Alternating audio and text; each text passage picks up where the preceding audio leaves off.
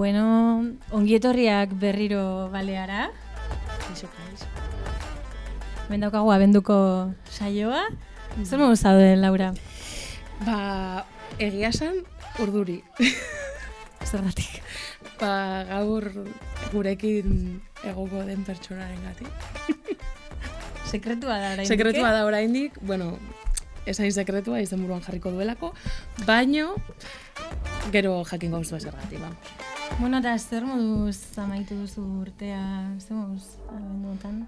Bueno, remontada, urte amaieran remontatzen urte hasierako guzti horiek. Bai, Ni bai.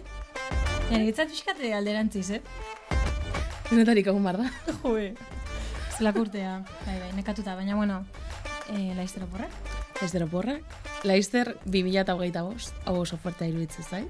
Bai, egon gara, sartu horretik kontazitz egiten eta urteak pasatzen dira... 2025, osea, ja... 2000ko urtea, osea, Gabone horietan, como oso presente, no? 2000 urtea, ez dela, ez dakiz 2025. Pesetak, euroak, eta orain, 2025. Puntx. Zer? Dono hori, bai, obia. Osea, como gaina haintzen baki borobila, fuertea, nik impresioa daukat, zifra horrekin, ez dakit, de repente. Pasa ditugulako jago eta 5 urteak ere, puede ser, ez dakit. Bai, ez daiguna baritzen, baina bai, pasa ditugu. Eta zemuz aste hauetan, zerbait berezirik kontatzeko? Bueno, ez berezik izu zaude emozionatuta zerbaiteki, gaude... Emozionatuta ez, triste. Hori, bai, ni naiz emozionatuta. Duela oso gutxi ikusi dugu sareetan Benito Lertxundik agurra egiten duela, eta niretzako oso notizia tristea da, aldi berean oso elegante, egin du amaiera hau, eta gure familian Benitok badu hor... Bere sarma. Bai, eta izan da oso importantean, niretzat aurrekoan, aurreko saioetan hitz egin genuen hontaz, eta bai, penarekin, bai. Baina, bueno, ya está. Baitugu hor bere CD-ak, bai. Bere abestiek jarraituko dute... Evidentemente. Gurekin. Eta aita eta biok ditugu CD-a gordeta, osea que... Puskatu daiteke teknologiaren munduan, que... Suerte. Horrekin nago. Zuk ekartzen duzu gaur. Pues bai. Eski, niri lotxa ematen. Ez du kontatu nahi, niri lehen kontatu di. Bueno. Batzuk gara nostalgiko klasikoak, eta gero dago Laura. Nostalgika desberdina. Nostalgika superpop erakoa. Bueno, denetarik dago mundu hontan. Igual, baten batek horrekin harrapatuko du zertazan nahi zen. Baino, notizia ezberdin bat, sin más. Ez duzu zer kontatu. Ez dut zer kontatu, egia da. Ez que lotxa eman ditu orain, eta hemen hau esatea. Joango dela kontzertu 2000 batera. Ala, jo zertxiba, tia guarra. Ez que ez dut oroitzen taldearen izena. Vale, a ver, niri gustatzen zitzaidan, la loca, la superpop. Eta zegoen talde bat, rebelde güey, egia esan oso tragikoa zen, oso fuertea, gaur egun ikusten baduzu, begiak kendu nahi dituzu aurpegitik, baino, nire txikitako lagun batekin saiatuko gara, bueno, ez dut esan, baina gira bat egingo dute hoiek, erreguei, wow. Baten bateko goratuko du, agian, ez utzi ni bakarrik orain mesedez, eta, nik nahiko nuke ikustera joan. Wow, nik eskerrak eman edizkiet nire gurasoei hori debekatzeagatik. Bueno, pues ni punkian nintzen eta debekatzen ziaten arren ikusten nuen. Porque gustatzen zitzaietan, jo que sé. Gaur ere musikaz arituko gara, ez? Gaur ere. Ikusten urduri nago. Musikaz eta gauza gehiagotaz. Seguraski, igual ez dago nire erabakiarekin oso ados, gaur konbidatua. Baino gaur gurekin pertsona berezia daukagu, niri ilusia handia egiten dit, nire irakaslea izan zen. Laura dago gaur nostalgian sartuta, Bai, ez gara asko luzatuko, sarrera honetan, ze datorren pertsonarekin gai desberdinak jorratuko ditugu, segura eski asko hitz egingo dugu. Berak asko dauka kontatzeko, así que ez gara gehiago luzatuko. Así que, apur bat kokatzearren, gaurko gonbidatua, ea ondo esaten duan, bueno, bestela, orain zuzenduko diguzu. Oto Goena baserrian jaiota, Matxinbetako eskolara joandakoa, Arantzazuko seminarioan ibilitakoa, musikak eta euskarak berebiziko garrantzia izan du berarentzat, hainbat abes batzetan ibili da, musika irakasle ondoren ikasbidea ikastolan, eta hainbat urtez izan da Gasteizko Olentzero. Beste gauza askoren artean, porque kriston kurrikuluma dauka. Bai, oso luzea, ikusi ditugu dokumentalak, egindako elkarrizketak, bueno. Orduan, berak gu baino gauza interesgarriagoak ditu esateko, beraz, gaur, balean, Iñaki Lasa, nuin.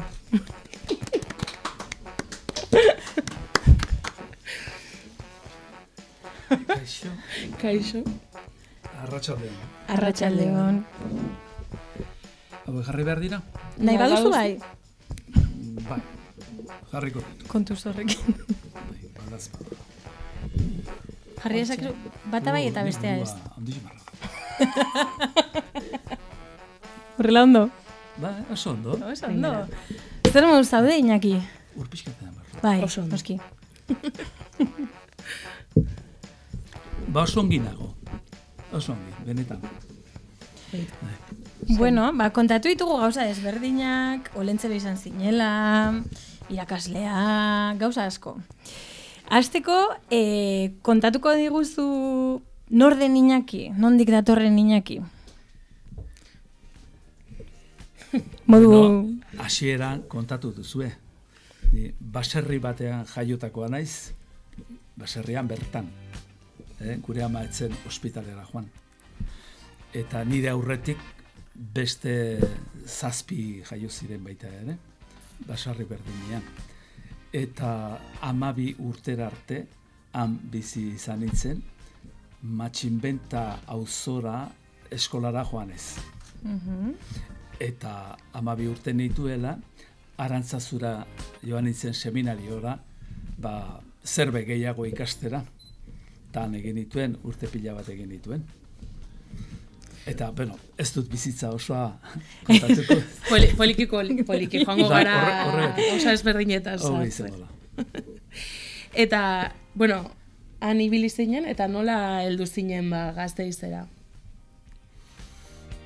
Bueno, egia esan, ja frailetza utzi nuenean, ez nuen abiturik jantzi, baina filosofia amaitu nuenean, Bilbora joan nintzen ikastera, eta han ikasten ari nintzela, hain zuzen ere artea beti gustatu zait.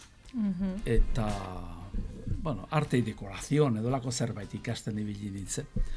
Eta hori egiten ari nintzela, Algortako San Nikolas ikastolan behar zuten norbait plastika, irudigintza eta emateko. Eta esan zidaten, ea joango nintzen arratsaldez bakarrik, 2 ordu, plastika ematera. Bueno, animatu egin nintzen. Eta horrela hasi nuen nire hezkuntzako bideo hori. Han. Eta, bueno, gustatu egin zitzaidan, da magisteritza egin nuen, berehala. Baitu. Eta ordutik, hezkuntzara dedikatu naiz. Algortako San Nikolas ikastolan 6 urte egin dituen, eta beste guztiak Duranako ikastolan. Durana. Zerbait esan nahi diguzu, Duranaren inguruan? Izena esango dugu. Ikasbidea ikastolan. Arabako Duranan. Hori da. Galdetu behar genizun zergatik irakasle, baina kontatu diguzu, ez? Hor plastikarekin egin zenuela... Zer izan zen egin zizuna klik momentu horretan irakasle, ikasteko irakasle gintza edo... Ze momentutan esan zenuen plastika irakastetik irakasle izango naiz? plastikako irakasle izatea da, baita ere. Eta beti gustatu zait, sortzailea izatea. Arlo guztietan. Eta, aurrekin edo gaztetxoekin lanean ari zaren bitartea, une guztietan sortu egin behar duzu. Ez gara, irakasleok, ez dugu izan behar transmititzaile hutsak. Guregandik asko jarri behar dugu. Batez ere, ongi iristeko ikasleengana. Eta gustatu egin zitzaidan. Beti pentsatu izan dut. Eta esaten nion nire anaiari.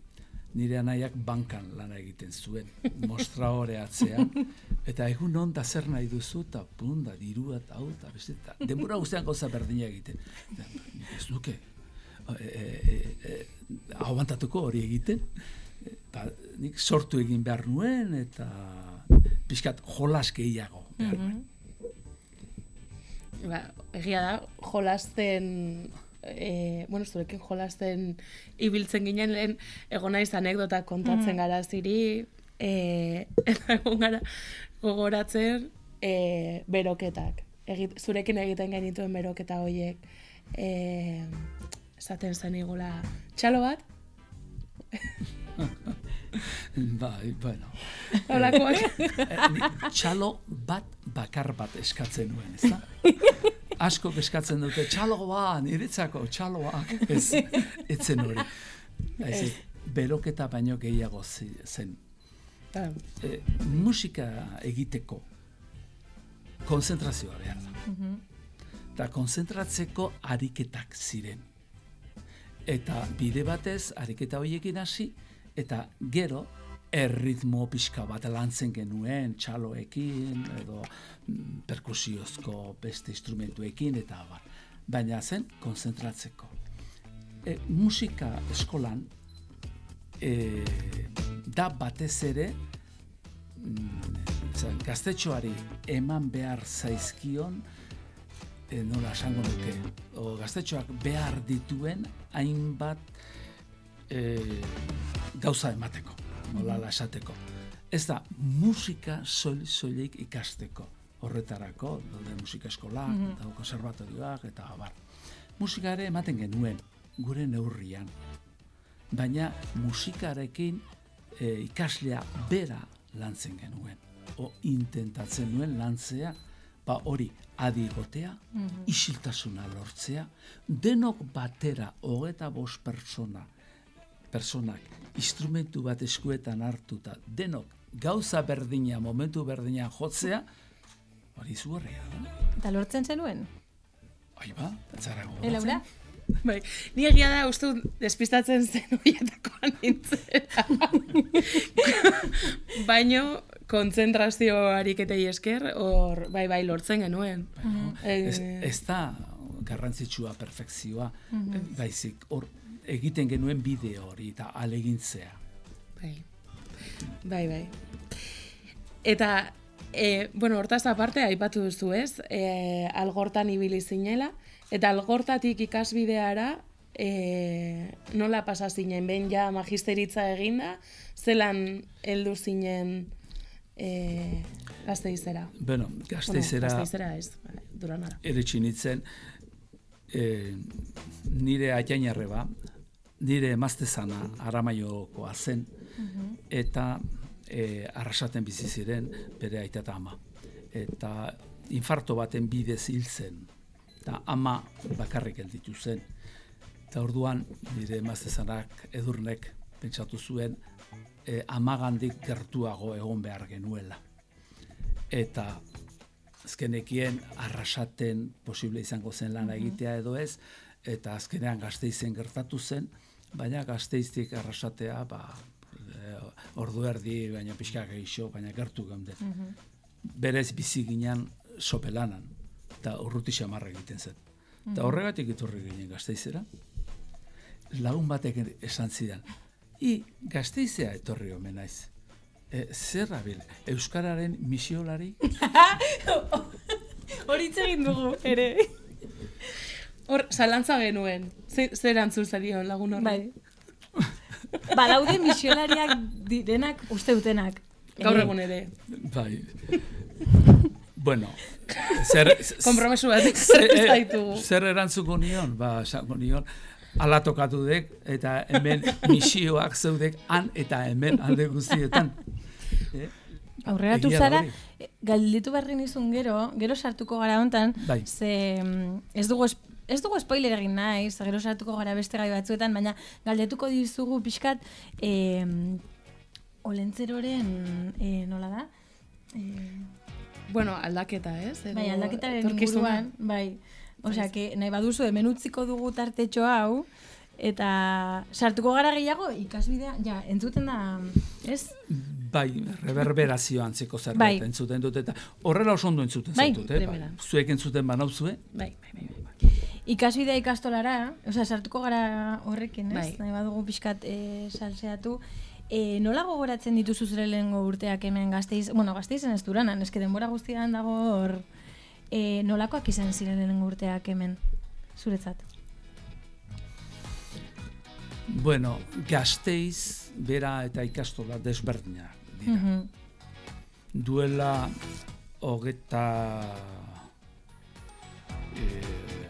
berrogeta piku urte dira ni Gasteizea etorri nintzela. Ez ditut kontuak atera. 81 etorri nintzen Gasteizera. Eta noski egin zitzaidan hiri bat, banaiko arrotza esatera noa, baina euskera entzutea oso zaila zen, eta bai, Algortatik etorren nintzen ni, ez du esan nahi Algortan jende guztiak euskara egiten zuenik eta gutxiago, baina beste ambiente bat zegoen euskaldunagoa edo. Eta Gasteizen garai hartan, oraindik ere euskaldun giro hori falta zen. Gaur egun ez, baina guan bai. Eta ikastolan bertan, bueno, etortze ziren aur guztiak bakar batzuk enduta, erdaldunen seme-alaba ziren.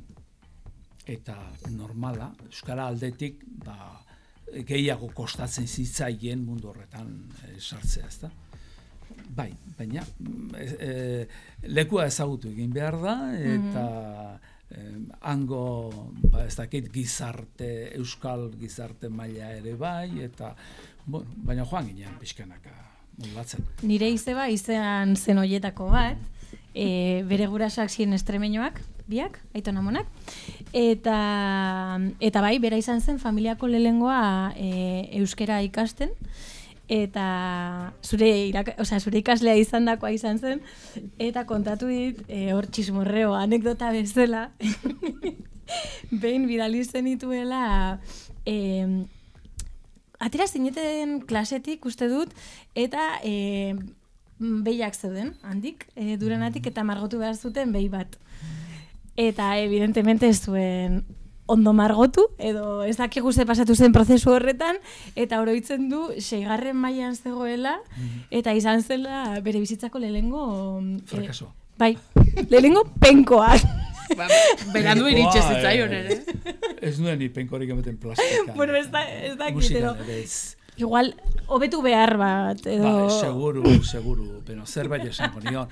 Ez que irakasleok ere beti izkara txukunak, eta igual zerbait esango nion, baina zer margotu duzu, ardi bat, edo auskalo zer esango nion.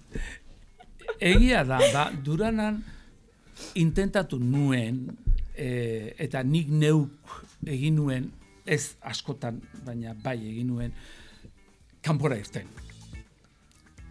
Guk marrazki bat egin behar genuen, dibujo bat, han genituen behiak, basarriak, etxeak, belardiak, kolore guztiak, dena, eta zergatik egon behar genuen barruan sartuta. Kanpora irtetzen ginen bizipein, eta pixka bat proportziokin lantzeko, perspektiba ikasteko, eta gauza horietarako kalera irtetzen ginen. Baina gehiagotan esan nien, hemen botanika erakusten duzuenok, beste gauza batzuk erakusten dituzuenok, Durana ingurua fosilez beteta dago, irten ikusi ezagutu lormuetak, loramuetak, zuaitz motak, dana, posible zen, baina ez dakit, sartzen gara, gelan, eta batzutan gaina danak hileran jarrita, ondo kontrolatuta, eta zerrendaren ordenean jarrita, eta horrela ematen ditugu klaseak, eta, bueno, pixka bat hori puskatzeagatik kale hartzen ginen, egia da. Beitu. Gaur egun nolakoa da dira gelak? Esango zenuke itxiagoak direla, bai, badaude modeloak eta modeloak, eta daude irakasteko modu ezberdinak, baina nire esperientzian behintzat bai izan dela, hemen Gasteizen ikasitakoa naiz, Alde Zaharretik gertu, eta evidentemente, gure bizitza guztia egin dugu gela paretartean. Ez? Bueno, guk ere, ikasbideak. Bueno, 10 urte egin behar dute Urtarrilean ni jubilatu nintzala. Beraz, nola utzi zenuen orduan? 10 urte haietan nik egin nuena, eta nire ideiakin sortzailea izan naiz beti, hasieran esan dut, horregatik egin nuen horrela. Eta handik honea, ez dakik gauzak aldatu diren, berdin jarraitzen duten. Pentsatzen dut, antzea xamar jarraituko dutela. Bai. Bai, ez dakit, nik ere ez dut ezagutzen orduan.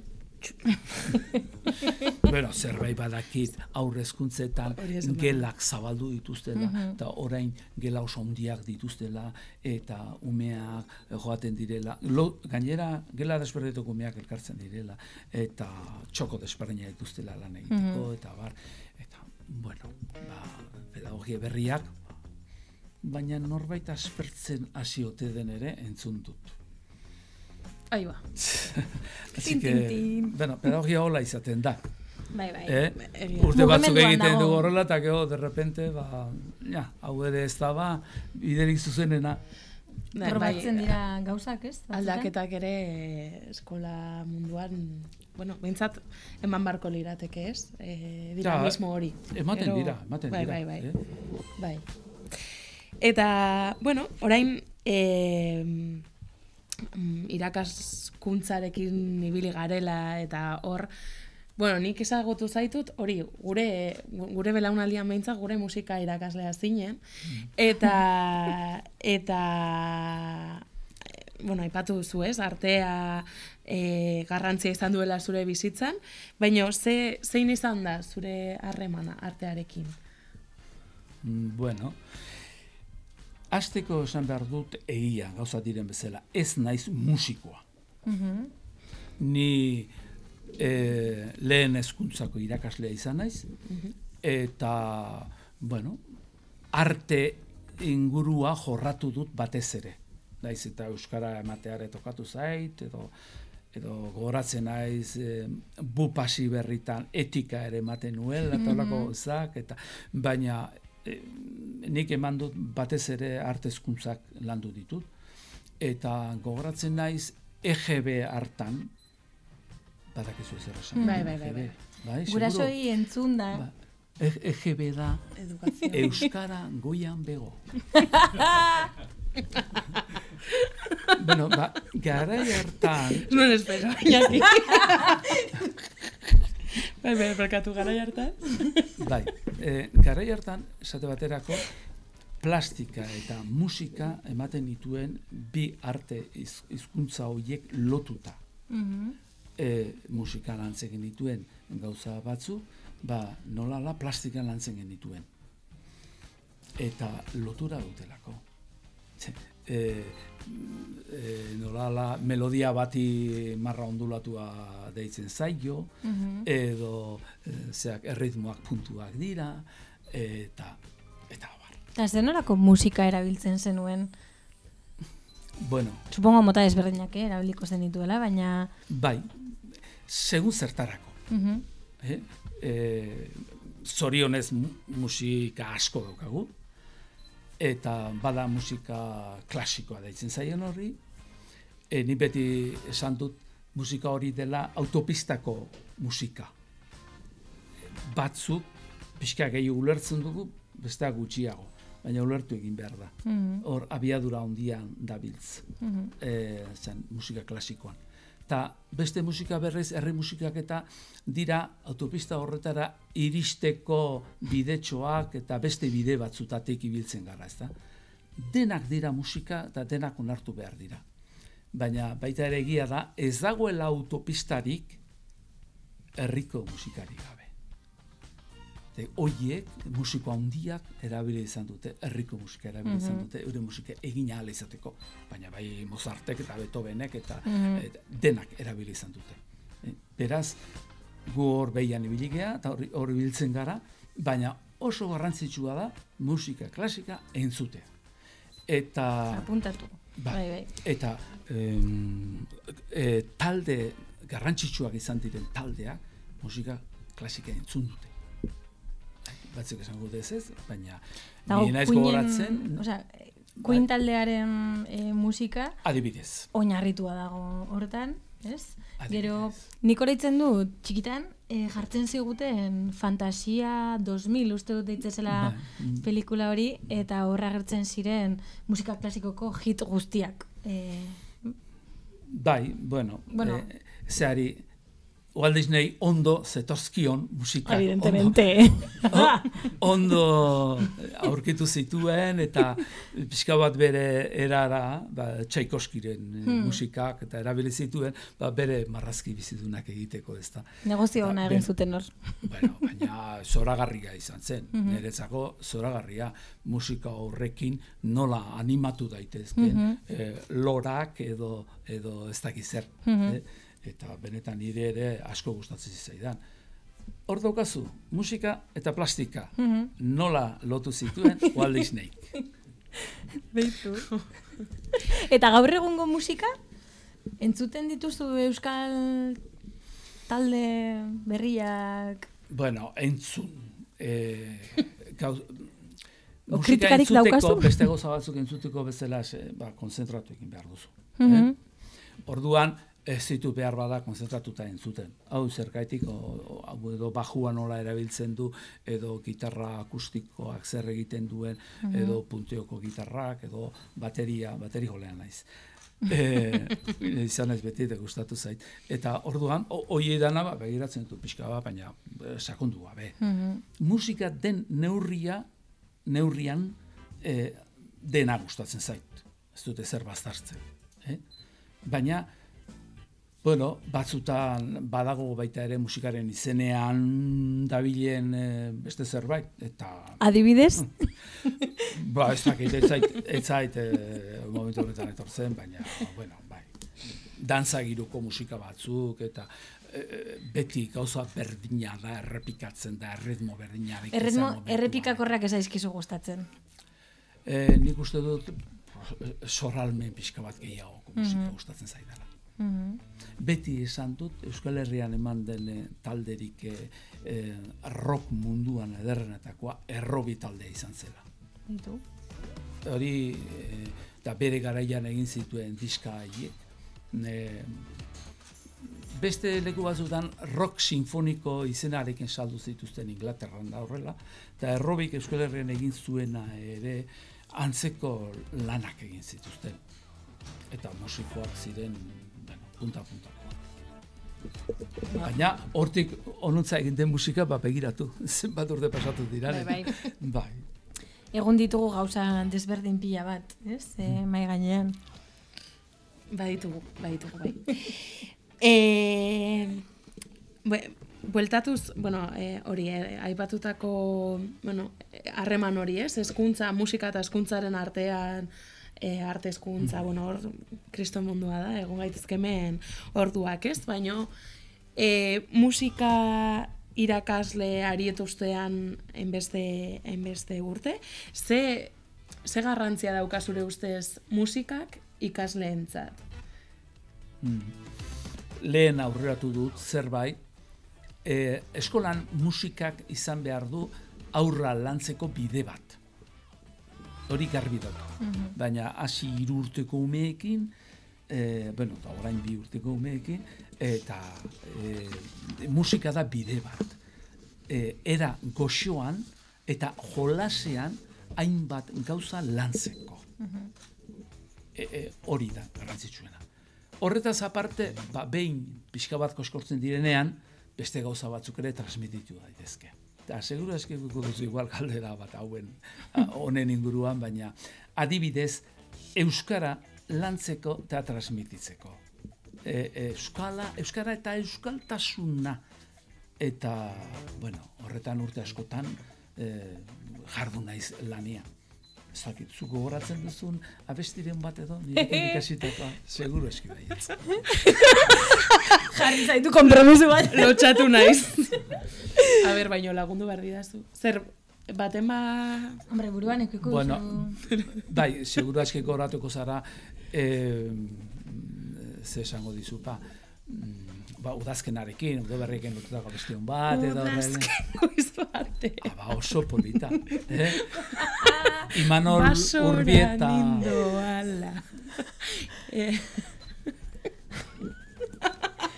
Da, oso abesti polita. Imanol Urbietak egindako abesti bat da, eta, bueno, ni Imanol Urbietaren oso jarraitzaile izan nintzen, eta hainbeste lan egin zuen, eta hain lan ona, bere lan guztia, momentu guztian, euskara eta euskaltasuna transmititzen ari zen.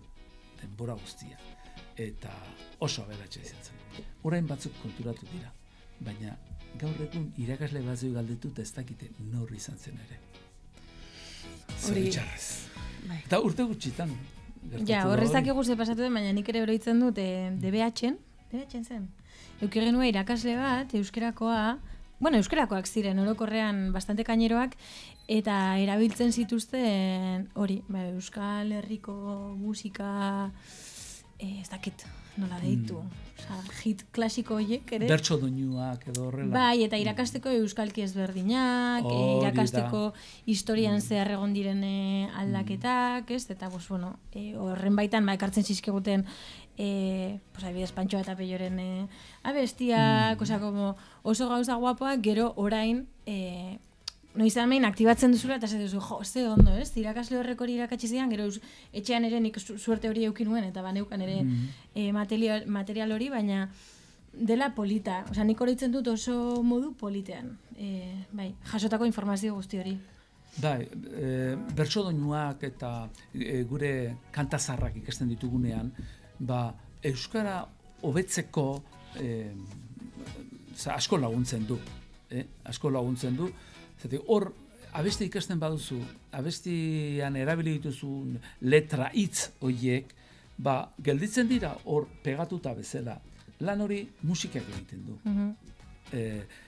Pentsatu, dantza doinu asko abestiak dira. Baina ez abestiak direlako. Baizik eta letra jartzen zieten doinua ez ahazteko.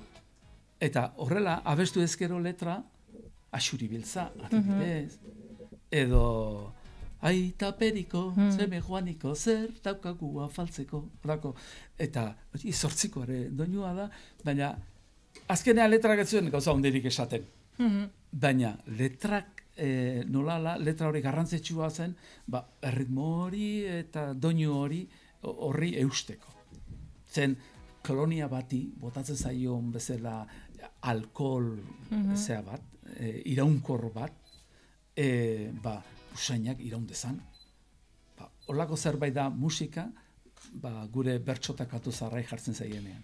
Bitu, hor daude gero, nire gurasoek niri esaten ziaten beti. Si te aprendieses, nola zen? Si te aprendieses esto, o matemática, o historia, como te aprendes la letra de las músicas, tipo, tiria mejor, ¿ves? Eta hori da kontrako ere saldia, beti eukiut, kriston kapazidade ona, adibidez, oroitzeko letrak eta ritmoak eta ez dakiz, baina gero, beste gauza batzuk ezain beste. Neri alderantzizkoa. Abesti askokin gertatu zait, letra ez dudala ikasten, behar bada musikari garrantzi gehiago ematen dio dalako. Behin eskursura joan ginen, eta orduan etzegoen zederik eta ezer, eta txoferrak emisora jartzen zuen, musika. Eta aurkitzen bat zuen musika bakarrik aldatu egiten zuen. Behar zuen musika bat kantatze zena. Kanturik ezpazegoen, letrarik ezpazeukan ezan musika, berarentzat. Eta aldatu egiten zuen. Eta utzi, zea polita dena, musika polita, eta sino dice nada. Aldatu egiten zuen. Bai, hori musikaren historian ere etorri zan musikarentzako heldutasuna, ezta. Errenazimentu garaian abesten zana jo egiten zen flautakin eta beste instrumentu batzuekin alderantziz ere bai.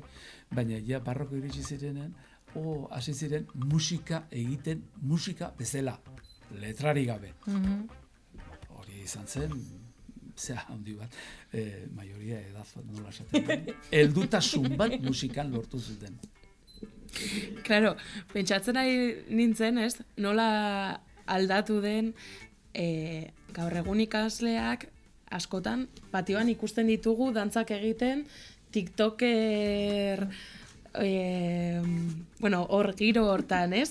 Dantzek daukate, ez dakit, pausu segida bat, abesti batekin lotuta, 15 segundu dira, eta gaur egun, ez dakit ez, pentsatzen dut. Igual, ezagutze dituzte, abesti baten 15 segundu horiek, dantza primeran, eta gero beste guztia ez dugu ezagutzen, ez? Osea, pentsatzen ari nintzen, hor eman dela aldaketan, eta ez dakit hor nola ekar genezaken, ez dakit erantzunik daukazuken, ez? Baina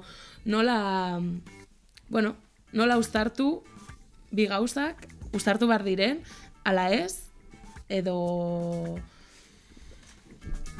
Lehengoa eta orengoa, esate duzu. Bai, ez dakit. Jarri duzu... Kalea zaila da igual. Jarri duzu adibide hori eta gaur egun medioen bidez daukagun konsumo azkar horrek egin du horako gauzak egitea. Nire interesatzen zait, abesti honen zati hau eta punto, eta bestea egin dezatela nahi dutena. Baina hau nahi dut, hau egiteko, berehala zintzilikatzeko, eta orduan, hori eseri, entzun, abestia eta gozatu, hori dena, behar bada, ez dakit, batzuk egingo dute, baina beste askok ez. Kontzertutan ere gertatzen da. Da ambientea. Eta ambiente horretan zu murgiltze zara, han jotzen duten musikaren erritmoan, eta punto. Aizu, baina ze ari dira jotzen, o ze instrumentista daude, o ze instrumentu dituzte, edo abar, eta ez dakit. Eben ambientea dago, eta punto, hori da. Horregatik esan duzun hori, ez dakik galderari erantzu didan, Bueno. Ondo, ez? Bai. Musikatik igual salto egingo dugu azkenengo puntura. Musika ere hortartean dago. Grazia egin digu. Sartu dugunean, Olentzero Iñaki Lasa hitza, osea, como interneten. Ikusi dugu, Urrezko Zeledonen elkarteak aitortza eskaini dio Iñaki Lasari. 26 urtez, Gasteizko aurrei ilusioa eta magia eraman ziren pertsonaiaren lana eskertzeko. Eta gure neuronek egin dute berriro. Oroitzen duzuen nola Zeledon elkarrizketatu genuenean, atera zen Zeledon eta Olentzeroren arteko, gatazka, ez dakit gatazka den, baina dago zerbait hor eta aurrentzat, incluso, niretzat ere esango nuke batzutan, hori, konfusio puntu bat dagoela, Olentzero eta Zeledon artean, zuk nola bizi duzu hori? Noizbait deitu dizute Zeledon? Ez. Inoiz? Ni dakidala ez. Osea, Zeledoni bai Olentzero deitzen diote, ze badakigu. Behar bada. Bizarra badaukata txapela, umeak. Nik orain txapela urdinak ibiltzen naiz. Norbaitek bilbaino deitu dit. Baina. Urdina ere batea gaitik. Baina, askotan, bizarra daukazu eta txapel beltzarekin bazoaz, umeak behitu egiten dizu ez da. Eta orduan, horlako zerbait gertatuko zaion Zeledoni. Baina bi personeak guztiz desberdinak dira. Ez daukate ez ikusi. Olentzero da personaia bat publikoa ezin dela egin. Azteko. Persona sekretua da. Eta Zeledon guztiz kontrakoa da. Eta festa jartzen du gizon bat. Ez daukatze ikusi. Olentzero duela urte gutxi oraindik, naiz eta urteak pasatu egiten dira, urte gutxi. Personaje bada. Ez da mitikoa. Olentzero personaje mitikoa da. Euskal Herriko mitologian azaltzen den personaia bada. Eta horregaiti da garrantzitsua. Beste, ez dio besterik garrantzarik kentzen, eta gutxiagorik ere. Baina, Olentzero beste personaje bat, dudarik ez. Eta nolatan bihurtu zinen Olentzero? Zer momentutan heltzen zaizu Olentzero izateko aukera edo nola izan zen ibilbide hori? Hori bai polita izan zela. Bitu. Betu, Andoni Egaña pertsolari handia. Euskarako filologiako ikasketak amaitu zituen, eta udaletxean behar zuten lanerako Euskara zerbitzurako edo persona bat. Eta aurkeztu egin ziren, eta hartu egin zuten. Claro, Euskara zerbitzua nola zegoen, gabonetan ere, Olentzero ere pixka bere kargu zegoen. Eta ezautzen ginen. Eta behin, etxera deitu zidan telefonotik. Bueno, behin, gabona bine pixka eta horretik. Iñaki, abarraka baldauzkek eta. Bai, festetan jazten dizkiat. Eta blusa bat ere ukikoek eta. Bai, nik beltza ematen dia beti, blusa beltza. Earki. Eta hola prakak, maonezko prakak edo praka urdina baldauzkak eta. Baita. Eta iaiz Olentzero perfektua esan zian. Itzak, beak esan da bezala telefonotik. Iaiz, eta ze aiz esaten da. Bai, Olentzero bat behar diat, zean, udaletxean, eta iaiz Olentzero perfektua, eingoa luke. Baina, hola eskatzen badizu lagun ezagun batek, eta bueno, eingo diat. Eta hola xasin nintzen, besterik gabe. Arrazoirik ez zitzaion falta. Bueno, ez dakit. Askotan, neuk neure burua ere pixkat Olentzerotaz hartu dut ez pentsau. Jatea gustatzen zait. Ardoa ere gustatzen zait. Eta beraz, bueno, bai. Olentzero tripa hundiaren. Eta pipa erretzen duzu? Gazetan erretzen nuen. Beitu. Eta gero utzi egin nuen, bai. Baina gazetan erren nuen, bai. Bai, hori. Orduan, evidentemente, Andonik arrazoia zuen. Ez, baina Andonik ez zidan piparekin ikusi. Ohitura politak ditu Olentzerok. Herriko ohiturak, basoko gizon baten ohiturak, basoan ez dira egoten egun guztian jaten eta edaten. Baina basoko gizonak hainbeste lan egin ondoren, herrira etortzen direnean da, bai ondo jaten dutela eta ondo edan eta denetarik normala. Eske mendian ez da egoten denetarik jateko. Indabak eta hoiekin eguzkia hasten denetik sartzen deneraino lanean. Eta besterik ez duten jaten indabak eta urdai pixka bat. Urdaia, irugiarra, edolako zerbait izaten zen. Eta ez zinen Olentzeroren figura hartzen zenuen neguan zehar, esan nahi dut, prestaketa bat egiten zenuen, porque gero urte askoz jarraian izan zinen Olentzero orduan. Urtean zehar Olentzero da, edo da abenduko zerbait, nola bizizan duzu hori? Bueno, esan dizu pixka bat Olentzero ere sentitzen ditzela. Hori egunero, baina ez, bereziki ez. Baina, bai, bigarren urtetik, hirugarren urtetik, Gabona galde iristen zirenean, egoten itzen zerbait pentsatzen nuen eta altanto.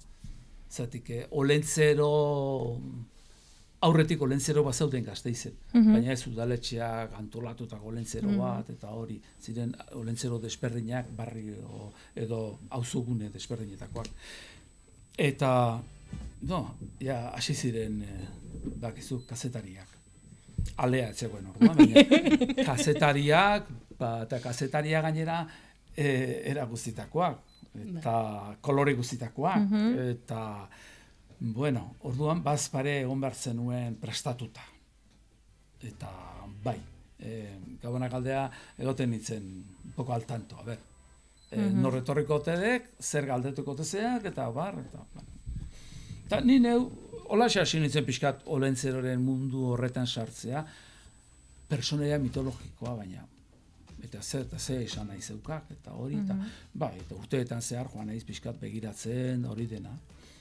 Eta gaur egun garbi daukat, Olentzero personaje mitologikoa dela, eta ez dela bihurtu behar, ez dakit, Papa Noel bezala. Santa. Bai. Hor? Argi daukazu orduan. Ni bai, baina gizarteak Galdera ona. esan nahi dut aurrak, umeak eskatuko dituzte beti jostailuak eta konsumo mundu batean bizi gara. Eta, hombre, beste lekutan egiten da bezala olentzeroa aprobetxatuko dute, erregeak ere naiz da katolikoak eta apostolikoak eta ez dakiz herri izan, aprobetxatzen dituzte, ez da, konsumo mundu horretan sartzeko. Eta olentzero beste persona da gehiago, ez da. Eta hortik alde egite oso zaila da, oso zaila. Baina gutxienez gurasoa jakingo balukete, edo, personaje hori nondi datorren eta zein den bere esanaia, baina gutxienez hori. Bestela ere gabonetan konsumitzen dugu, konsumitzen ez duguna ere erosten dugu, eta hori da gabonak azken batean, gabonak esaten dugu ez da, negu muga edo solstizioa. Horrekin lotuta daude personaje guztiak eta olentzero ere bai. Claro, honek dakar, maigaian jarri duguna ez, eraldaketa haundi bat ekarriko zuen, como erreskuratzea, nondik datorren olentzer, osea, como hori posiblea izango da, lehen, sartu baino lehen hitz egin dugu ez, olentzeroaren noelizazioaren inguruan hor gaude. Bai. Olentzero eta Papa Noelen, ez dakit, simetria hori, osea, badago. Zoaz, erosketak egitera ez dakit nora, eta da, olentzero Papa Noelito bat. Bai, zoritxarrez, baina lehen esan dudan bezala oso zaila da hortik alde egitea. Baina gutxienez hori transmititu behar da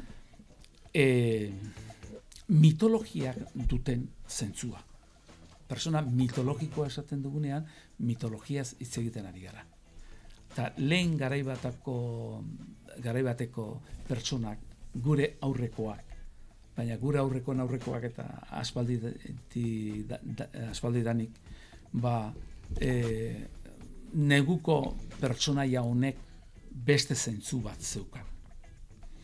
Eta egia esan, jostailuz beteta etortzen zen baita ere. Baina jostailu horiek ez ziren plastikozko jostailuak, egurrezkoak edo jostailuak. Baizik balore batzukin etortzen zen. Eta zen ikatza eta egurra. Pentsatu gaur egun oso erraiz argia pizten ditugula eta argia daukagula botoi bat egin da berogailua martxan jartzen dela eta pentsatzen dugu, nik gasoila daukat, edo ni petroleoa, edo ni gasa daukat, eta hori izango balaiz bezala gauza berezi bat. Hori dena, bai petroleoa, gasak, eta iturri hori denak, antzina natura eta basoak izan dagoa dira. Gatza eta dena, hor lurpean dagoena. Eta hori erabiltzen dugu orain. Baina duela urte gutxi, ez oso antzina, egurra erabiltzen zuten etxea berotzeko. Egur hori eta ikatza, hori basokoa zen. Eta basoko pertsonaiak ere baziren. Eta euretako bat olentzero zen. Neguko solstizioarekin lotutako pertsonaia bat. Basoan lan egiten zuena. Eta basoak eta egurrak eta naturak orokorrean dauka garrantzia. Baina hori ez da olentzero bakarrik Euskal-Herrian. Hemen bertan, esate bateako Kantabrian, el leñador deitzen diote, el asteiru, ez dakit nola den, eta mutil bat basoan lan egiten duena. Galiziara zoaz, el apalpador ikazkina da. Bestaldea jotzen badugu, ekialdea, Aragoi eta Lleida, da Barcelona, zera guztia, Katalanak, oiek tronko baten inguruan, kagatio edo deitzen duten hori, egurraken jota karameloak ematen dituena, egurra da. Europa osoan, eta batez ere iparraldean, egurra da etxean sartzen dute, kandela jartzen dizkiot, eta pinua ez da Amerikarrak Coca-Colarekin Europara ekarritakoa. Pinua Europa guztian jartzen zuten basoko simbolo bezala. Eta zergatik pinua, osoa edo luma, pinuluma, deitzen zaio, berdea daukalako eta ez delako aditz bat edo pagondoa bezala, neguan ostorik gabe dagoela. Horregatik, zeak ere, nola da, gorostia ere asko erabiltzen da, hori berde goten da, eta gainean neguan eukitzen ditu, zeak bere fruitua eukitzen du, gorria polita, eta horregatik dira oso erabiliak. Baina, da, naturakin dugun lotura. Eta Euskal Herrian lotura hori egiten duguna da neguko solstizioan olentzero. Ez ezaguna astu. Nik uste dut hori garrantzitsua dela. Naiz eta gaur egun erabili argindarra edo beste gauza batzuk, hori sortu ahal izateko energia nuklearra eta beste batzuk kenduta, petroleoa eta ikatza eta gauza hauek erabiltzen ditugu. Hemen energiarik egina daukana eguzkia da. Munduko fosil guztiak erabilita eta nahizun guztiak erabilita da eguzkiaren energiaren zatitxu txiki bakarrik. Orduan, badaukagu, badaki hori aprobetxatzen, ikasten badugu, badaukagu energia. Dudarik ez. Bueno, zema gauza. Bai. Gaurko egunean. Beno, barkatu, Ez. Zerboilari bat. Bere hitz egiten ari garen hontan, lehen, hau ez da grabatua geratu, baina hau jarri dudanean zezan didazu. Joan nahi zanean, hau jartzera. Esan dizut, pero ez duz hori olentzero bat. Gauza batzuk ez ditzagun ahaztu, egia da batzuetan hor debatea dago, ez? Batzuetan mainstreama edo ez dakit, ez? Denon konsumorako figura izateak igual laguntzen du jende gehiagoren gana heltzen, ez dakit, baina arriskuak ere ez ditzaguna ahaztu, ez? Nire 26 urteko ibilbide horretan Gasteizen, ikusi dut, azkeneko urteetan biltzen den jendetza olentzeroren inguruan, haundia dela. Oraindik ere erregekin gehiago biltzen dira, baina, olentzeroekin biltzen den jendetza, haundia dela, hasi ginenetik. Eta, gainera nik uste dut egiten dela, nola esaten da, ibilbide oso polita, karrozak eta gero inguruna joaten den Euskal Herriko hartzaia direla edo dantzariak eta hori dana egiten da oso polita. Nola esaten zaio hori ibilbidea. Bai, ez dakit. Da, hori oso polita eta Gipuzko aldetik etorritakoak eta esan diatezke. Ni lehenengo aldez ikusi nuenean Gasteizen oso polita egiten. Beitu. Egia da, Gonbidatuta. Bate baino gehiago esan didate. Urten joango gara, ikustera. Joango gara. Niretzat azkenengo urtetan, ez daiz, oso gutxi joan gara desfileak ikustera, esango nuke. Kanpora joaten ginen agota bostean. Ja, ni gainera herrira joaten ginen eta herrian, beste gauza bat zen. Olentzero bestera batekoa zen. Ni garai batean egiten nuen olentzerorena eta amaitu udaletxeko balkoian eta joaten izen bi ospitaletara. Handik irten eta aldak bazkar batean kotxe hartu eta Gipuzkoaino joaten nintzen afaltzera. Nire amarekin eta anai arrebakin. Berandu, afaltzen gendun, baina nire zaio gote ziren. Hori olentzero mailan egoteko horrela izan behar zuen, ez da? Claro. Eta maitzen joango gara, baina maitu aurretik kontatuko zen diguke olentzero izan da bizi duzun momenturik politena edo bereziki oroitzen duzun momentu bat? Asko dira. Horaz zirarragarria edo azala, nola esaten da? Azala, nola jartzen zaizu azala? Oioipurdia. Olioipurdia. Zaki nola. Erakutsiko izu, beste forma bat politagoa. Marrubi azala jartzen duena. Beitu. Bai. Olioipurdia baina politagoa. Marrubi azala jartzen zaizu dena. Eta hori izaten zen, udaletxeko balkoian amaitu ondoren, neuk entonatzen nuen Olentzeroren abestia. Eta plaza guztia beteta, eta unisono abesten genuen abesti hori. Eta ni batzut esitu egiten ditzen, da plaza garraitzen zuen abesten. Hori momenturik unkigarriena. Gero beste bat, behar bada, kanpotarrak zeure altzoan hartzen zenituenean. Horrek ere esanai berezia sortzen zidan. Ez dakit, ume beltz bat, edo Ego Ameriketako bat, edo ez dakit no. Hartzen nuenean, baita ere ematen zidan horako zirrada berezi bat. Gero ospitalean zer esanik ez.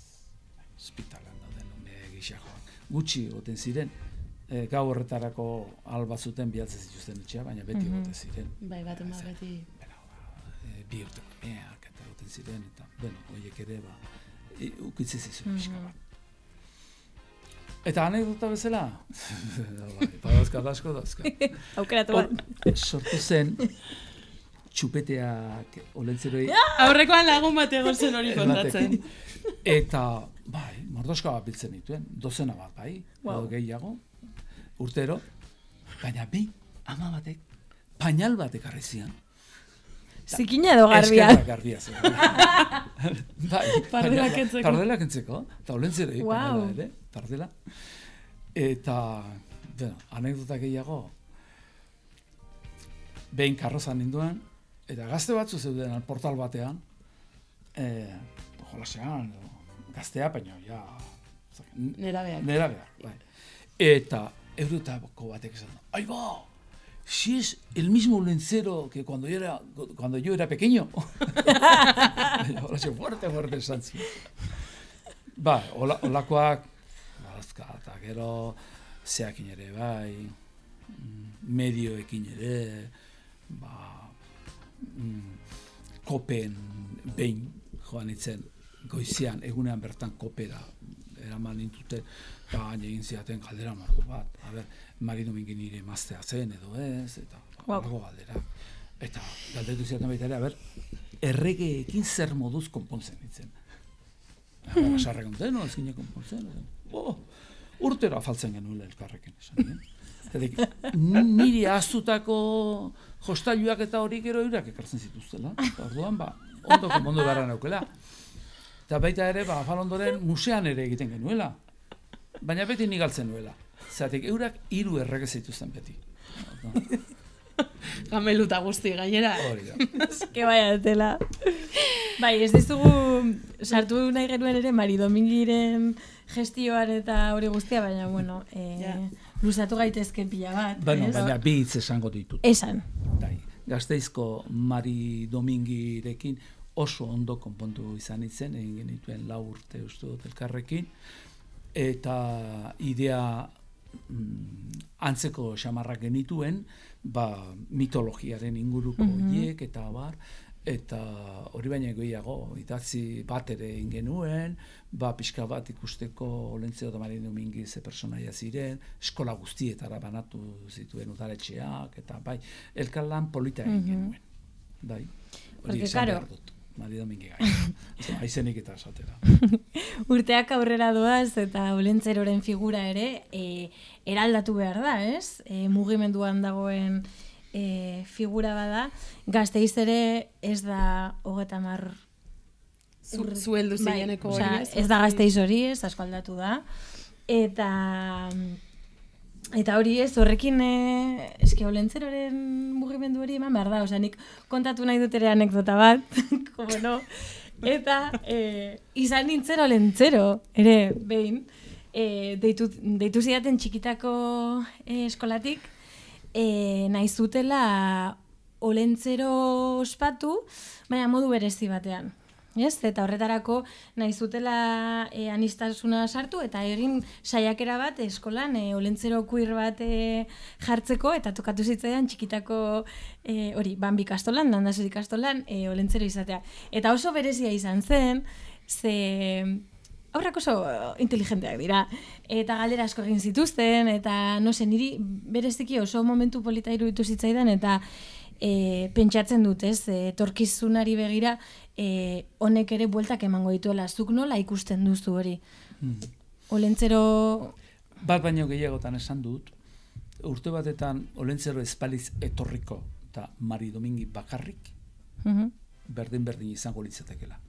Mari Domingi eta olentzero neguko personaia berdinak dira. Mitologian, naiz eta mitologia batzuetan oso garbi daukate generoa badela, baina mitologiak berez ez du generorik. Eta berdin eta olentzero Mari Domingi etortzen bada. Eta, bueno, gaixori dagoela olentzero, eta ez da tortzen. Ez da pasatzen, eta Mari Domingi, eta askotan eskatu dugu, eskutizak idazterakoan da hori, mesedez, Mari Domingiri idazteko. Banatzeko lana. Hori da, olentzero baina azkarrago irakurtzen duela. Geronik ez dakit, porque Gasteizen, bueno, Zeledonen arira ere sortu zen hor gatazka de, emakumea izango da, edo una cosa loca, eta jendea zoratu da, eta oso diskurtso kuriosoak atera dira, ez? Zuk nola uste duzu erreakzionatuko duela Gasteiz bezalako hiri batek benetan olentzero gaixotzen bada eta Mari Domingi baldin badator bakarrik? Elizeteke ezer gertatuko. Zerri daukazu. Beti egongo dira persona batzuk, hau zergatik egin dute, hau atzean feministak egon dira, ez dakit zer, eta pasatuko litzateke, aurrak eta umeak berdin jasoko lituzkete euren hostailuak, eta nagusiak berdin erango lukete txampana. Egia esan. Baina, bueno, gutxienez pentsatu arazteko, Mari Domingi etorri da, ez pasatzen da. Ez da ezer pasatzen. Eta nik uste dut berdin izan beharko lukela, olentzero Mari Domingi. Ikusiko ditugu. Aizu, gure jainkosarek garrantzitsuena emakumezkoa da. Bueno, lehen garai batean beste lurralde batzuetan ere lurraren jainkosak denak emakumezkoak izan dira. Eta hemen hala izan zen, Mari. Orduan, bueno, geo personaia desberdinak, gizonezkoak eta dira, ez da. Baina, bueno, eta zergatik Mari Domingi ez da izango. Da, olentzeroren personaje berdinaren. Gertatzen dana da, ez dakit, olentzero izan da baina arte, eta orain Mari Domingi dator. Baina batzuk garbi da, eta ze ote da. Laguna bakarri? Emaztea izango du? Ez da izango du? Jendeak mila kontu ateratzen. Espekulazioak.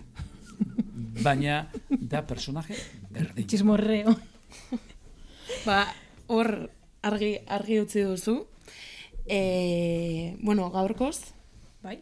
Ez dakit zerbait gehiago gaitu nahi duzu, nahaztu dugun zeo zer garrantzitsua? Ez. Hitz egiten hasi ezkero, baina ez. Saio bat baino gehiago egiteko materiala izango genuke. Hori egia da. Hori horrela da. Bai. Bueno, normalean gutxi bera gora gauza antzekoei edo bueltak ematen dizkigu. Bai, ez da. Baina, bueno, denok daukagu sakondu beharra. Dudarik ez dago. Zetik, bizigara mundu oso arin batean, eta uste dut sakondu behar dela pixka bat.